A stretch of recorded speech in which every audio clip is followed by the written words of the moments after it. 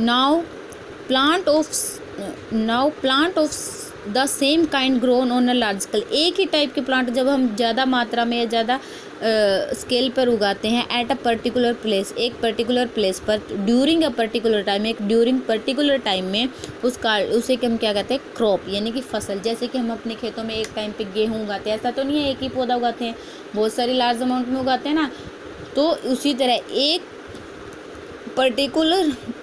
Particular place पर एक particular time में एक ही टाइप के जहाँ हम प्लांट्स उगाते हैं उसको क्या कहते हैं, हम क्रॉप कहते हैं।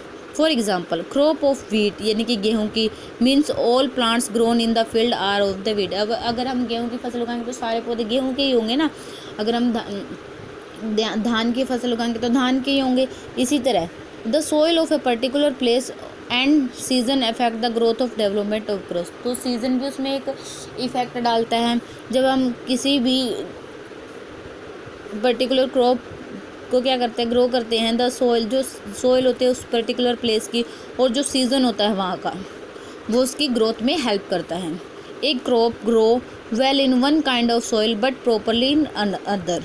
ठीक है, जो एक क्रॉप होती है वो एक टाइप की सोइल में ग्रो करती है बट पुअरली इन अदर, लेकिन दूसरे टाइप की सोइल में वो कम ग्रो करती है। फॉर एग्जांपल जैसे कॉटन प्लांट्स है, उनको ग्रो करने के लिए ब्लैक जो सोइल होती है सबसे अच्छी होती है ना। तो while wheat plant grow in alluvial soil rich in humus. ठीक है, जब वीट प्लांट ग्रो करते हैं उनके लिए जो एव्यूअल सोइल होती है उसमें ज़्यादा ह्यूमस होता है, यानी कि ज़्यादा खाद डालते हैं।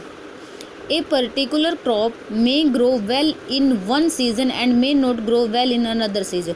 ठीक है, एक पर्टिकुलर जो फसल होती है एक ही सीज़न में होती है। ऐसा नहीं है कि पूरा साल हम गेहूँ ही उगाते रहते हैं या पूरा साल हम कॉटन प्लांट्स ही उगाते रहते हैं। एक पर्टिकुलर सीज़न में एक पर्टिकुलर क्रॉप ही हम उगा पाते हैं। So different crops are grown in different season. इसलिए अलग अलग सीजन में हम क्या करते हैं, अलग अलग क्रॉप उगाते हैं।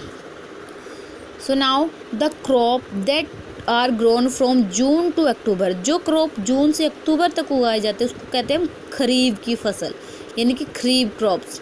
जैसे राइस है, यानी कि हमारे चावल है, मेज़ है, यानी कि मक्का है, एंड कॉटन प्लांट्स है, ये सारे के इसमें आते हैं, हमारे खरीफ की फसल में आते हैं। These crops depend on the monsoon rain, इसलिए इस पर मॉनसून रेन, यानी कि बारिश की ज़्यादा नीड होती है। The crops that are grown from November to April, यानी कि जो नवंबर से अप्रैल के बीच में जो क्रॉप्स हमारी उगाए जाते हैं उसको बोलते हैं हम रबी की फसल, यानी कि रबी क्रॉप्स। जैसे वीट है, यानी कि गेहूं है, ग्राम, पी, ये सारी क्या हमारी रबी क्रॉप्स हैं। These crops do not depend on the monsoon, जो कि मानसून पर डिपेंड नहीं करते। So here is the some important definition. जैसे सीडलिंग का मतलब होता है अ यंग प्लांट, यानी कि एक यंग पौधा। सीड कोट, मैंने बताया था कि जो थिक कवर होती है सीड के बाहर का कवरिंग जो प्रोटेक्ट करता है सीड को, उसको बोलते हैं सीड कोट। उसके बाद आता है जर्मिनेशन, जो growth a baby plant within a seed to from seedling, यानी कि एक सीड को किसकी फॉर्म में लेके आती है, सीडलिंग की फॉर्म में, यानी कि एम्ब्रॉयड से यंग प्लांट की फॉर्म में लेके आती है। उस प्रोसेस को क्या बोलते हैं, जर्मिनेशन। उसके बाद आता है crop, a plant of the same kind grown on a large scale, यानी कि एक ही टाइप के प्लांट जब एक बड़ी मात्रा में हम ग्रो करवाते हैं उसके पर्टिकुलर प्लेस पर और पर्टिकुलर टाइम में, उसको हम क्या कहते हैं, क्रॉप्स कहते हैं। So now your second lesson is complete. You have to read this lesson with the video. If you have any problem then ask me. Thank you.